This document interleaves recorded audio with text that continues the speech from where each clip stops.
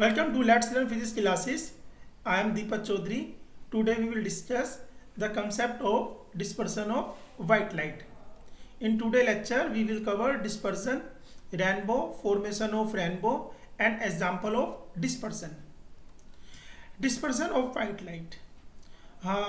हम देखेंगे कि जो वाइट लाइट है वो combination of millions of colour है, लेकिन जब हम कोई रेनबो देखते हैं तो रेनबो में हमें 7 कलर का रेनबो हमें ऑब्टेन होता है।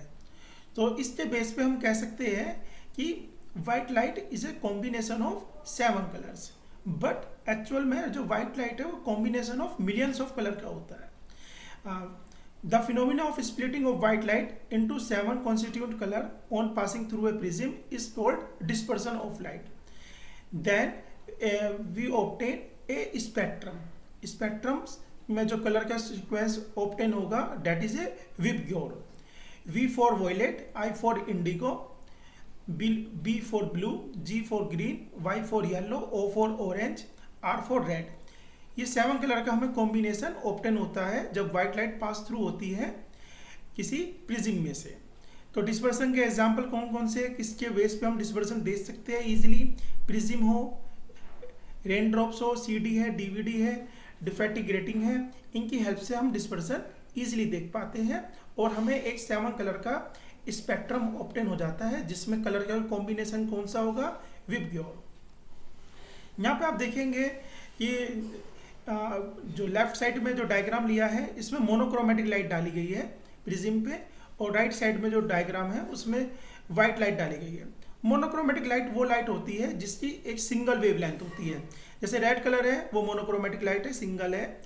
ब्लू है वो भी मोनोक्रोमेटिक है, येलो है वो भी मोनोक्रोमेटिक है, क्योंकि इनकी सिंगल वेवलेंथ है। लेकिन जो व्हाइट लाइट होती है वो मोनोक्रोमेटिक लाइट नहीं होती, that is a combination of colours. तो रेड लाइट को जो हमने प्रिज्म से पास किया तो उसमें कोई स्प्लिटिंग ही नहीं हुई। ब्लू कलर को हमने पास किया तो कोई भी स्प्लिटिंग नहीं हुई, यानी कि मोनोक्रोमेटिक लाइट पर डिस्पर्जन अप्लाई नहीं होता है। अब व्हाइट लाइट को हम फॉल करते हैं किसी प्रिज्म से तो हमें ऑब्टेन होता है एक स्पेक्ट्रम ऑब्टेन होता है। जैसे व्हाइट लाइट प्रिज्म से पास होती है तो हमें 7 कलर का ऑब्टेन हुआ है यहाँ पे स्पेक्ट्रम, और जिसका सीक्वेंस ऑफ कलर क्या है? विबग्योर। अब हम देखेंगे what is the main reason of dispersion of light. किस रीजन से ये डिस्पर्सन होता है, क्या रीजन है इसका? एक्चुअल में डिस्पर्सन होने का मेन रीजन ये होता है कि जो आपकी जो व्हाइट लाइट है, white light having a different colours है तो उसकी डिफरेंट वेवलेंथ होगी, और डिफरेंट वेवलेंथ होगी तो उसकी डिफरेंट फ्रीक्वेंसी होगी। तो light of the are colour travel in the same speed in free space. अगर फ्री स्पेस में ट्रेवल करती है तो उनकी स्पीड क्या होती है? सेम होती है। लेकिन इन ट्रांसपेरेंट मीडियम जैसे ग्लास या वाटर में जाएंगे तो कलर ऑफ स्पीड चेंज हो जाएगी। रेड लाइट की स्पीड फास्ट होगी, वॉयलेट कलर की स्पीड स्लो होगी। इसे हम यहाँ पे देख सकते हैं, एक फॉर्मूला मैंने अप्लाई किया by the formula V equal to F lambda, where is V is velocity, F is frequency and lambda is a wavelength. तो इससे ये क्लियर हो जाता है, क्योंकि आपको यही पता है रेड कलर की वेवलेंथ सबसे ज़्यादा होती है, लार्जेस्ट होती है, और वॉयलेट कलर की वेवलेंथ लोवेस्ट होती है, यानी कि V is proportional to lambda. अगर V ज़्यादा होगा, लैम्डा ज़्यादा होगा तो V भी ज़्यादा होगा, V इज वेलोसिटी, और लैम्डा कम होगा तो वेलोसिटी भी कम होगी। तो डेट्स वाई तो रेड कलर की जो वेलोसिटी है is greater than violet colour, और वेवलेंथ है वेवलेंथ भी रेड कलर की ज़्यादा होती है as compare to wavelength violet colour. अब यहाँ पे देखेंगे किसके लिए रिफ्लेक्टिव इंडेक्स ज़्यादा होगा या कम होगा। अब सेकंड फॉर्मूला देखेंगे N equal to C upon V। Reflective index का फॉर्मूला है, ये मैंने अपनी प्रीवियस लेक्चर्स में मैंने डिस्कस किया है इस फॉर्मूले को, आप मेरे प्लेलिस्ट पे जाके देख सकते हैं। N equal to C upon V, यानी कि N is inversely proportional to V। V क्या है? Velocity of light of individual colour. जैसे कभी बताया है कि वेलोसिटी किसकी ज़्यादा है? रेड कलर की। तो जिसकी वेलोसिटी ज़्यादा होगी उसका डिस्पर्सन तो होगा, लेकिन आप देखेंगे उसका रिफ्लेक्टिव इंडेक्स क्या होगा? कम होगा। वॉयलेट कलर की वेलोसिटी कम है तो by the formula N is inversely proportional to V, तो वॉयलेट कलर का रिफ्लेक्टिव इंडेक्स ज़्यादा होगा। यानी मैं कंक्लूड करना चाहूँगा अपनी इस स्लाइड से कि जो वेलोसिटी होती है जो रेड कलर की होती है वो ज़्यादा होती है as compare to violet colour, और जो वेवलेंथ होती है वो ज़्यादा होती है रेड कलर की wavelength as compare to violet colour. और आप देखेंगे रिफ्लेक्टिव इंडेक्स वॉयलेट कलर का ज़्यादा होता है एज रेड कलर। ये दो फॉर्मूले हैं जिसकी हेल्प से क्लियर हुआ है।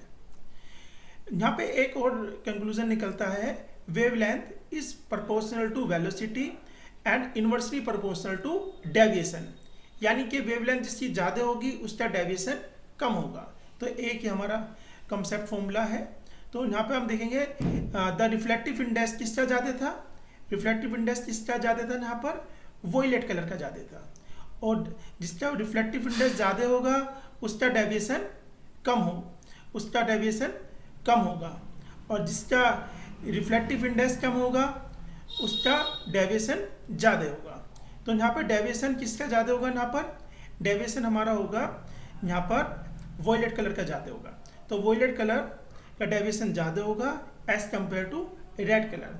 तो that's why violet colour light is band most lower end of the spectrum, red light band least spectrum. यानी कि आपका जो स्पेक्ट्रम ऑब्टेन होता है तो प्रिज्म के बॉटम पे आप देखेंगे वॉयलेट कलर ऑब्टेन होता है और टॉप पे क्या है, रेड कलर है।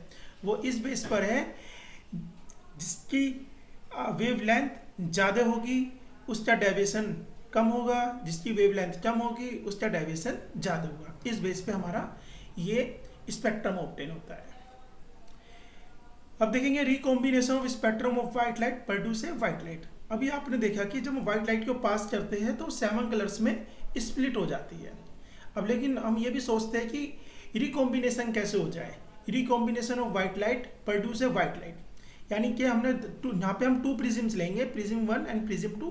प्रिज्म 1 से हमने व्हाइट लाइट पास की है तो प्रिज्म में क्या हो जाता है, उसका डिस्पर्जन हो जाता है। अब सेकंड प्रिज्म हम उसका उल्टा लेंगे, और जब हम उल्टा लेंगे उसके पास रखेंगे तो जो 7 कलर का है उसका रिकॉम्बिनेशन हो जाएगा, और क्या हमें क्या लाइट ओपन होगी, व्हाइट लाइट ओपन होगी। यानी जो फर्स्ट प्रिज्म है उससे व्हाइट लाइट ये डिस्पर्जन हुआ, सेकंड प्रिज्म हमने उल्टा लिया है, सेम मटेरियल था तो उससे हमें रिकॉम्बिनेशन होगा, अगेन व्हाइट लाइट ओपन हो जाती है। That is a concept of recombination of spectrum. अब हम डिस्कस करेंगे मेन कंसेप्ट ऑफ रेनबो, कि हमारा रेनबो कैसे ऑब्टेन होता है। Rainbow is a natural spectrum, rainbow is a natural spectrum. अब रेनबो कब डेवलप होता है आपका, रेनबो डेवलप होने की शर्त ये है कि जैसे रेन फॉलिंग हुई है और उसके बाद जस्ट आपको सनलाइट आ जाए। अगर रेन फॉलिंग होने के बाद सनलाइट अवेलेबल है और अगर आप देखेंगे वहाँ रेनबो बनने के काफ़ी चांसेस हो जाते हैं। तो रेनबो के लिए यहाँ पे वाटर, जैसे बारिश हुई है तो वाटर की जो छोटी छोटी जो बूंदें हैं, जो ड्रॉप्स हैं वो अवेलेबल होती है। अब जो वाटर की छोटी छोटी जो ड्रॉप्स है जो अवेलेबल है वो यहाँ पे वर्क करती है लाइक एज ए प्रिज्म। तो सनलाइट इसमें से पास होती है, इसमें से पास होती है, स्मॉल ड्रॉप्स में से पास होती है। स्मॉल ड्रॉप में से पास होने के बाद हमें क्या मिल जाता है, एक रेनबो मिल जाता है। इसका बेसिक कंसेप्ट क्या है ये आप देखेंगे। Each drop act as a tiny prism, जितनी भी ड्रॉप्स अवेलेबल है वो प्रिज्म की तरह बिहेव करेगी। और यहाँ पे 3 फिनोमिनास अकर होते हैं जिसे मैंने डायग्राम की हेल्प से रिप्रेजेंट किया है। ए पोजीशन को हमने सन दिखाया है, तो सन से जो लाइट आती है वो ड्रॉप पे जाएगी। ड्रॉप में क्या है, रिफ्रैक्शन अकर होगा। Refraction is occur rare to denser medium at point B point पे रिफ्रैक्शन अकर होगा। देन प्रिज्म से पास हुई है व्हाइट लाइट, अभी डिस्कस किया है, तो देन डिस्पर्जन होगा। और at point the C total internal reflection होगा। अगेन एट पॉइंट डी हमें क्या ऑब्टेन होगा, आपका रिफ्रैक्शन होने के बाद आपका रेनबो ऑब्टेन होगा। रेनबो की कंडीशन क्या है, rainbow is form in the direction of opposite to the sun, observer must be stand with his back toward the sun. यानी कि सन के अपोजिट में ऑब्जर्वर को खड़ा होना पड़ेगा और we obtain rainbow in the sky. There are some example also of dispersion of light, rainbow and CD and DVD। Rainbow और CD और DVD एग्जाम्पल है आपके डिस्पर्सन के। If you like please, thank you.